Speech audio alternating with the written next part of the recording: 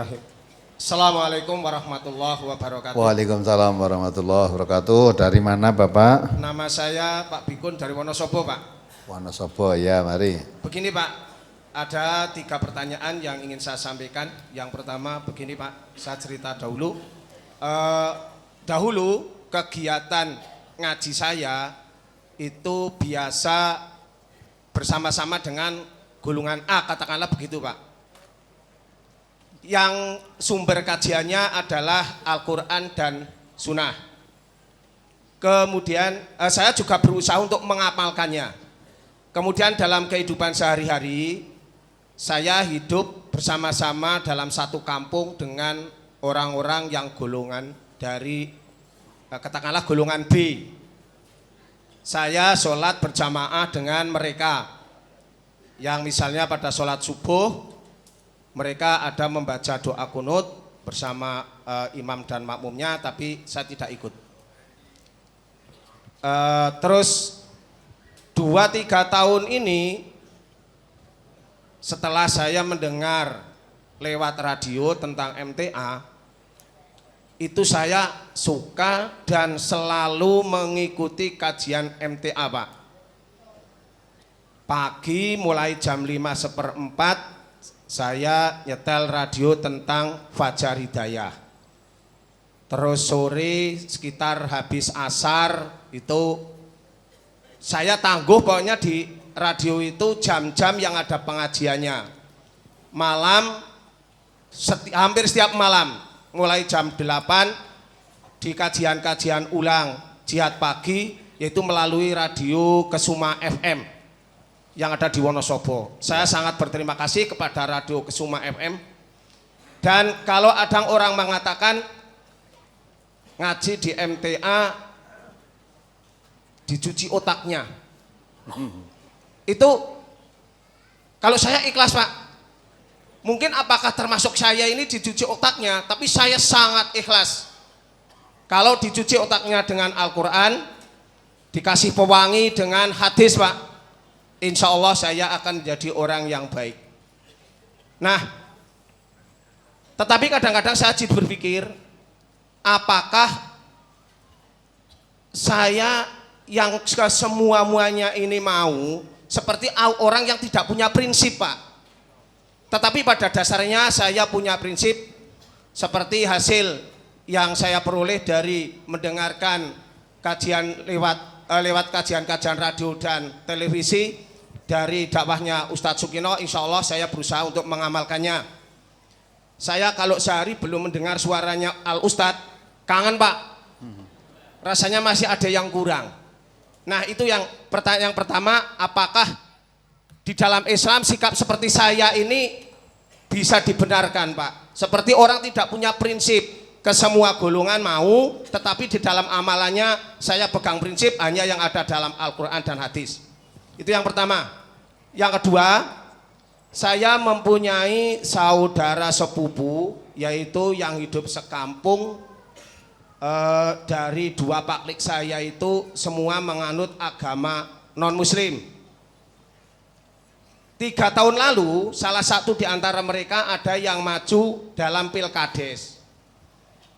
Karena saya takut dengan ayat 28 surat Al-Imran yang bunyinya, janganlah orang-orang beriman menjadikan orang kafir sebagai pemimpin, melainkan orang-orang yang beriman. Jika engkau berbuat demikian, sesungguhnya engkau tidak akan memperoleh apapun dari Allah kecuali karena siasat atau takut dengan mereka. Nah 2 alasan ini bagi saya tidak ada, takut juga tidak, siasat saya tidak punya. Oleh karena itu saya tidak mendukung dan tidak memilih dia. Bahkan saudara-saudara dekat saya beritahu untuk tidak mendukung dan tidak memilih dia. Hasil pemilihan dia tidak jadi. Nah dia beserta keluarga besarnya itu membenci saya. Saya sudah berusaha untuk bersikap baik, bertegur sapa. Setiap ada kesempatan juga saya datang ke rumah-rumah mereka. Tetapi walaupun sekarang untuk secara lahiriahnya kita sudah bertegur sapa dengan baik, tetapi nampaknya batin mereka tidak dapat memaafkan saya Pak. Nah apakah saya termasuk orang yang memutuskan tali silaturahmi? Ini pertanyaan yang kedua. Yang ketiga, istri saya sholat tahajudnya rajin sekali Pak, tidak pernah blong. Tetapi kalau sorenya habis saya itu dia jadi tidak tahajud Pak. Nah padahal saya mencari kesempatan itu ya, yang nikmat itu ya malam. Jadi istilahnya orang makan itu kan kalau malam kan bisa sekoleh. Nah itu Pak, saya jadi berpikir apakah saya berdosa Pak, karena istri saya tahajudnya tidak pernah bolong, tetapi ketika saya itu tadi jadi tidak tahajud. Demikian Pak pertanyaan saya, mohon penjelasannya. Saya akhiri, wassalamualaikum warahmatullahi wabarakatuh. Waalaikumsalam warahmatullahi wabarakatuh. Jadi ini Bapak Bikun. Jadi sikap Bapak tadi sudah betul. Golongan ini ada masuk, itu masuk sholat subuh bersama golongan B.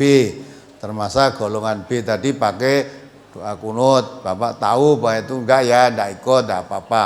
Itu tidak salah, betul. Kita itu jangan terkotak-kotak untuk bergaul dengan sesama muslim, terkotak-kotak oleh golongan, jangan. Yang penting kita punya prinsip, ya, ikut golongan A, golongan B, tapi selama benar. Yang diikuti yang benar-benar saja. Yang sekiranya menyimpang dari kebenaran, benar itu ukuran benar itu Allah dan Rasulnya. Kalau nggak benar ya nggak usah ikut. Perkara bergaulnya dengan golongan B atau golongan A, kita boleh dengan golongan C sisaan ya boleh kok. Boleh. Yang penting apa? La yastar qaumun min qaumin asa ayyakunu khairum minhum. Ya. Jadi golongan satu dan golongan yang lain itu jangan saling memperolok-olok. Bisa jadi yang diolok-olok itu malah lebih baik daripada yang mengolok-olok. Ya. Bergaul berlaku baik dengan orang kafir pun boleh kok, apalagi dengan muslim, hanya beda golongan. Allah mengatakan la yanhakumullahu 'anil ladzina lam yuqatilukum fiddin wa lam yukhrijukum min diyarikum, ya, wa dhahara ala ikhrajikum antabarruhum wa tuqsitu ilaihim innallaha yuhibbul muqsitin. Allah tidak melarang kamu bergaul, berlaku baik, berlaku adil dengan siapapun, termasuk orang kafir, selama mereka tidak memerangi kamu karena kamu Islam, karena agamamu, tidak mengusir kamu dari kampung halamanmu karena Islam, tidak membantu pengusiran kamu karena kamu Islam. Kita boleh sekalipun dia kafir, kalau dia tidak memusuhi dengan kita karena Islam, bergaul baik, berlaku adil dengan mereka, boleh. Boleh. Innama yanhakumullahu 'anil ladzina qatalukum fiddin wa akhrajukum min diyarikum wa dhaharu ala ikhrajikum antawallahum wa may yatawallahum fa ulaika humul dzalimun. Hanya saja kamu dilarang oleh Allah, ya, berteman, bergaul dengan orang-orang yang memusuhi kamu karena kamu Islam, ya, mengusir kamu karena dari kampung halamanmu karena kamu Islam, atau membantu pengusiran orang yang mengusir kamu karena kamu Islam. Nah, kalau kamu bergaul dengan mereka, kamu sama dengan mereka, kamu zalim. Nah, sekarang yang suka mengusir kita itu malah bukan orang kafir kok. Yang ngusir siapa? Malah orang yang mengaku dirinya Islam. Nah, boleh karena kamu ngaji Quran, usir dari sini. Sampai ada spanduk, sampai kapanpun lawan. Ya, itu orang Islam itu. Nah semacam itulah model sekarang ini. Nah, maka itulah masuk golongan A, golongan B, golongan dalam pergaulan, dalam bersilaturahim boleh saja. Yang penting punya prinsip, ya, seperti ikan itu loh. Walaupun di air asin, dia sendiri tidak ikut asin. Ya, itu punya prinsip. Orang Islam itu harus punya prinsip. Udah kok ajur-ajer, ya, kancane main melu main, mendem melu mendem, sholat melu sholat, lah itu ajur-ajer. Itu yang tidak boleh dalam Islam. Dimanapun juga kita harus tampak saya itu Islam. Islam itu yang dilarang Allah begini dilarang, saya karena Islam larangan, tidak boleh. Walaupun kamu melakukan, saya tidak akan melakukan, itu larangan. Jadi apa yang Bapak lakukan tadi kebetulan golongan B sholat subuh pakai kunut, kamu makmum di situ sah, boleh dan sah, tidak ngurangi nilai. Karena imamnya kunut, kamu tidak kunut, ya tidak apa-apa, sah sholatnya. Nah, kemudian akhirnya tadi saudara ada family tidak mendukung Wilkades karena dia agamanya lain. Ya betul, itu cara agamanya begitu. Tidak boleh. Nah sekarang itu dibenci keluarga besarnya, ya. Apa termasuk memutus silaturahim, ada sudah berusaha nyambung, ngelurui dan datang ke sana, tapi batinnya tetap ora seneng. Nggak usah mikir batinnya orang, apa kamu tahu batinnya orang, ya. Yang penting lahirnya disambung, udah disambung. Wong tulie ya dilurui, kemana dilurui, udah. Hal-hal yang dibenarkan oleh agama boleh kita tetap, tapi yang tidak dibenarkan ya jangan dilanggar. Nah, perkara dia tetap disambung baik, tetap tidak berbuat baik, ya tidak apa-apalah. Itu perintah Quran, idfa billati hiya ahsan. Balaslah suatu kebaikan, kalau kamu diperlakukan orang tidak baik, balaslah dengan kebaikan. Nah, itu kita lakukan. Ya. Kemudian istrinya setiap malam sholat tahajud.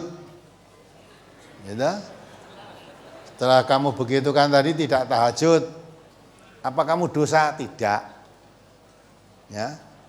Justru kalau kamu menginginkan begitu, istrimu tidak melayani, nanti tahajudnya tidak hilang, malah dosa dia. Setelah tahajud itu hukumnya apa toh? Sunnah. Tidak dilakukan, tidak apa-apa. Tapi melayani suami hukumnya wajib. Ya, wajib. Terus tadi kan terangkan di Ramadan, Umar Ibnul Khattab habis bicara dengan Nabi jagoan lama, pulangnya agak kemalaman.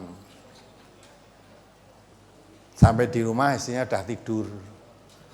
Pada waktu dahulu sebelum turun ayat itu, ya, orang itu kalau sudah tidur, waktune poso kok dah burung wancine buka, sudah wancine buka kok tidur. Itu sudah tidak boleh berbuka, tidak boleh makan, tidak boleh minum, tidak boleh bersetubuh sama suaminya. Jadi wancine azan buka kok dia tidur, wes tidak boleh buka kecuali malam berikutnya, hari berikutnya. Ini juga aja gitu. Sudah tidur, Umar baru datang, agak kemalaman, mau mengumpuli istrinya. Istrinya mengatakan, saya sudah tidur. Ya terus Umar mengatakan, saya belum tidur. Lah saya sudah tidur kan tidak boleh begitu. Lah saya belum tidur kan boleh. Akhirnya ya terjadi hubungan itu. Terus turun ayat yang menjelaskan kebolehan tentang itu. Jadi suami istri itu kalau malam hari silahkan kumpul nggak apa-apa, boleh. Nggak ada pun. Lah kenapa kok setelah kumpul kok malah nggak tahajud? Karena mungkin malas mandinya, malam-malam mandi, gitu. Ya sudah nggak apa-apa. Nah jatuh ora subuh. Nah kalau kumpul tuh ora subuh dosa. Karena subuh itu wajib. Kalau hanya tidak tahajud nggak apa-apa. Berarti suami wajib, tahajud sunnah. Jadi tidak salah itu.